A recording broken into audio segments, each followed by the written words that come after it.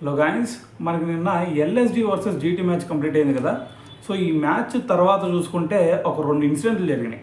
అవేంది అనే దాని గురించి వీడియోలో క్లియర్గా మాట్లాడదాం. అయితే దానికంటే ముందు అసలు ఈ మ్యాచ్ ఓవరాల్ సినారియో కనుక చూసుకుంటే ఫస్ట్ మనకి ఎల్ఎస్డి బ్యాటింగ్ చేసి 235 రన్స్ చేసింది. దాని తర్వాత గుజరాత్ టైటాన్స్ చూసుకుంటే కేవలం 202 రన్స్ మాత్రమే చేయగలిగింది కదా. సో దీంతో ఎల్ఎస్డి మరి 33 రన్స్ తేడాతో గెలవడం జరిగింది. అయితే ఈ మ్యాచ్ తర్వాత జరిగిన ఇన్సిడెంట్ ఏంటి అంటే మనకి ఇది ఒక ఆనవాయితీ కదా. ఏది మనకి మ్యాచ్ కంప్లీట్ అయిన తర్వాత అటువైపు రెండు టీమ్స్ ప్లేయర్స్ అందరూ కూడా కరచాలనం చేస్తూ ఉంటారు.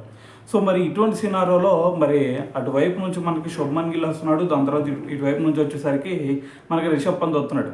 సో మరి రిషబ్ పంత్ వచ్చి షేక్ హ్యాండ్ ఇచ్చి మరి ఏదో సంథింగ్ ఏదో మాట్లాడాలని చెప్పేసి శుభ్మన్ గిల్తో ట్రై చేశాడు. అయితే మరి శుభ్మన్ గిల్ దాన్ని అయితే పట్టించుకోలేదు.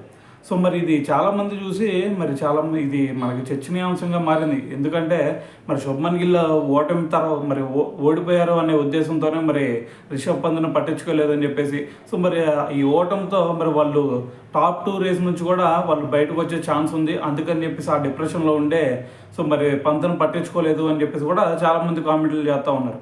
అయితే ఇది పక్కన పెడితే ఇంకోటి దాని తర్వాత మరి మ్యాచ్ కంప్లీట్ అయిన తర్వాత పోస్ట్ మ్యాచ్ ప్రజెంటేషన్ ఉంటుంది కదా.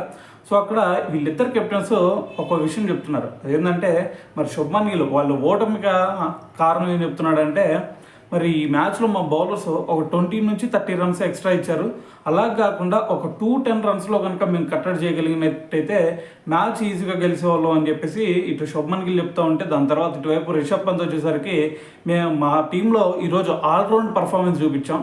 సో అందుకని చెప్పేసి మేము గెలిచాం. సో అంతకంటే వేరే రీజన్ ఏం లేదు అని చెప్పేసి సో మరి అయితే పంత్ అయితే చూడడం జరిగిందనమాట.